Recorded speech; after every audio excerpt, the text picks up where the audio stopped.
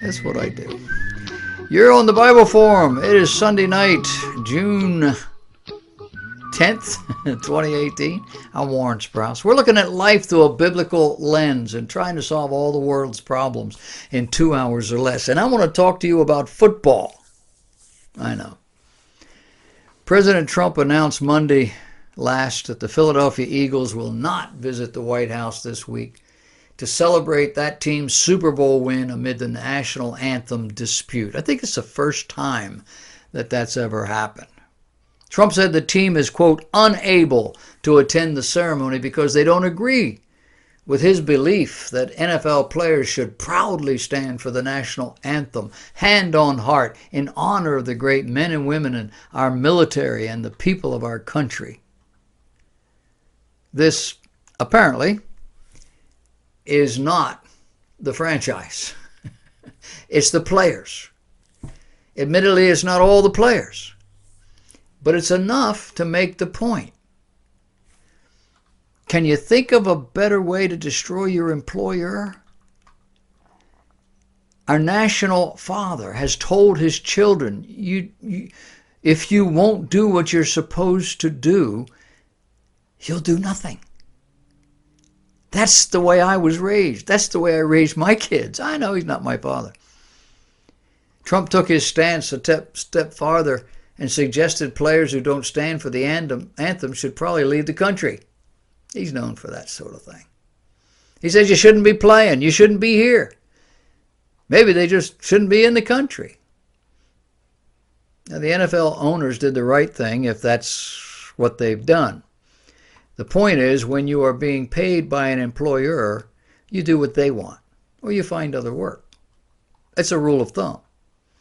They don't get to wear the uniform they want. They don't get to play the teams they want. They don't get to play on the day they want. They're employees. Now, it's fair to say that Eagles not known for taking a knee. But it wasn't because they didn't want to or they weren't sympathetic, and these things sort of point to that. And I would bet money that these players, at least the ones that are the most vocal, are men who probably didn't do what their parents wanted either. And many of them may not have had a father to make them do. After a boy is about 14 years old, mama's hard-pressed to get him to do anything he don't want to do. Daddy just pound him on his head and he'll do it. Or just look at him. So now they're spoiled adults. And they clearly have a limited view of life.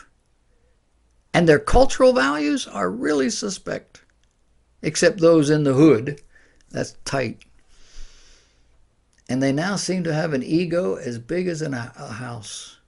They don't get it. The mayor of Philadelphia said these are players who stand up for the causes they believe in. Off the field.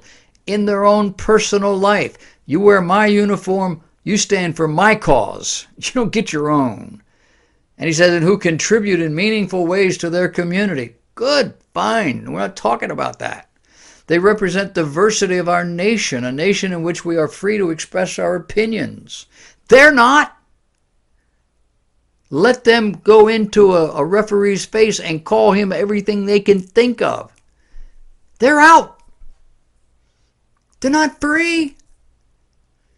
Disinviting them from the White House only proves that our president is not a true patriot, the mayor said, but a fragile egomaniac obsessed with crowd size and afraid of the embarrassment of throwing a party to which no one wants to attend.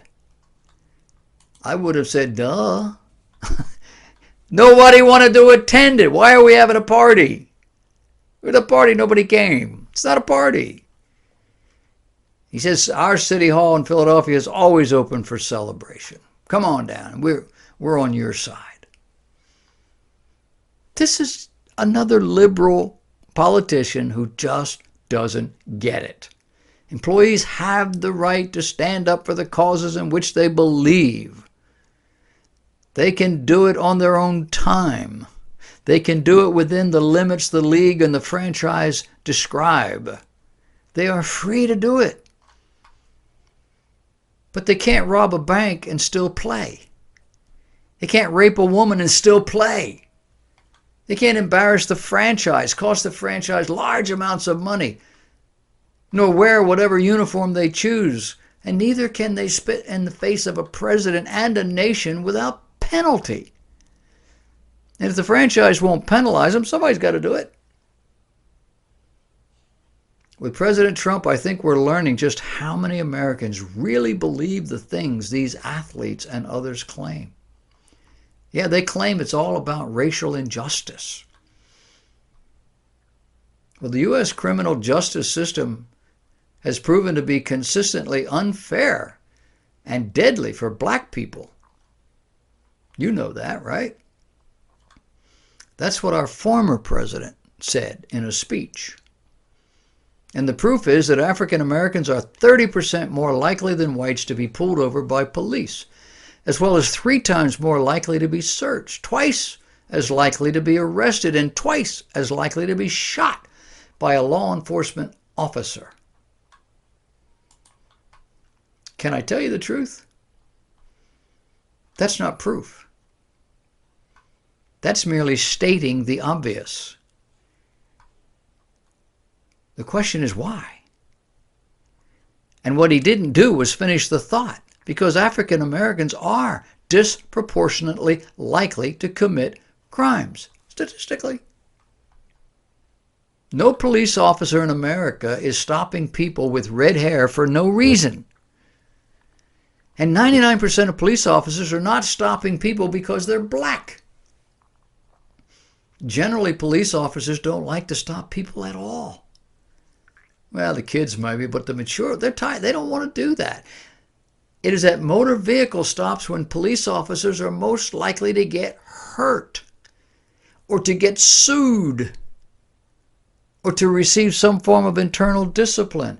It's generally in response to their pulling somebody over or responding to a domestic dispute. And stopping people on the highway is like Russian roulette. You got to be on guard against everything possible, especially today, and especially at night when your vision is limited. When the neighborhood is a factor, when the lonely street or the highway is a factor, what the dispatcher conveyed when the officer radioed in the license plate number is a factor that you don't get to analyze as an observer. The attitude of the officer is directly related to how the motorist or the citizen responds to that officer. Now, it's easy, maybe natural, to respond too soon or too quickly when a citizen gets frisky. We saw it on the beach in New Jersey. Was it New Jersey? They threw this woman down on the beach. And, police brutality. Turns out she started it and admitted to. Once this thing gets physical, the officer is likely to take you down to protect you and himself and anybody else. These guys and gals want to go home after their shift, and increasingly they're working in a war zone. And it's a war zone they did not create. The Colin Kaepernicks are activists in search of a cause. Kaepernick took a knee because he felt the football world was against him, because he was black. He was looking for work. Nobody wanted him. Did you know? More than half black voters believe black folks are better off today than they were under Obama. And the truth in the Colin Kaepernick case is that Colin had a girlfriend in New York on the other coast. No Northeastern team wanted him. So he did what any 3-year-old is likely to do. He threw a fit.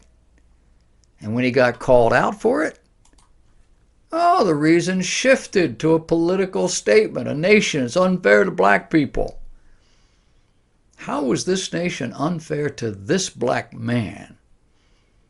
He was adopted by white parents with some means.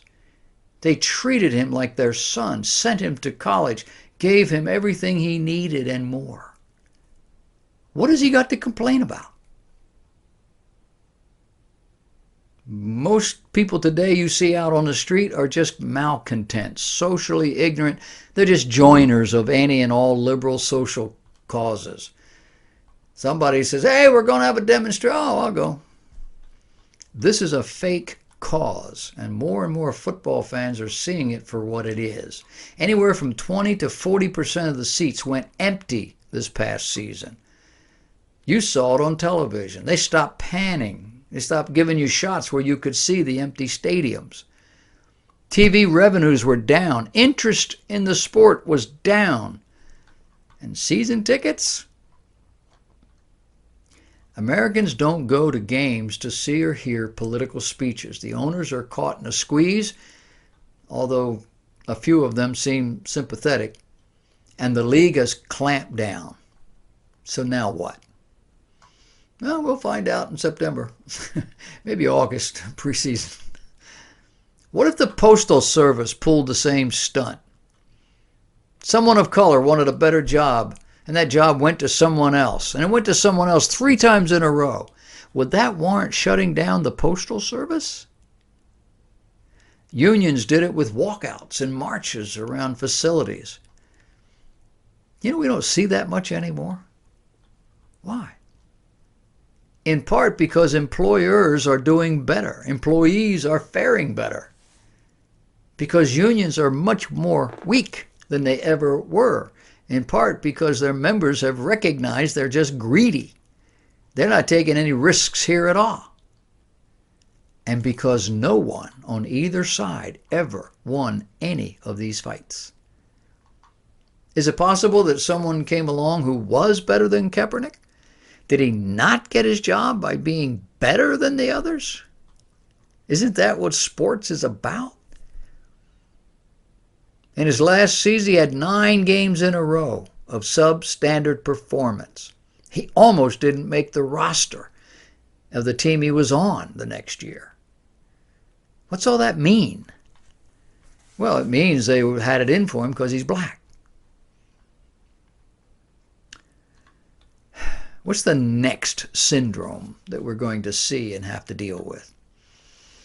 People finding causes that make them famous or powerful. Look at the young man from Florida who's leading marches and demonstrations around the country against guns and police. Who is this kid? What are his credentials? What's he got going for him? Nothing, except he's capitalizing on an emotional high. And inquiring minds want to know, where do people like him and others get the money to travel, to eat, to sleep?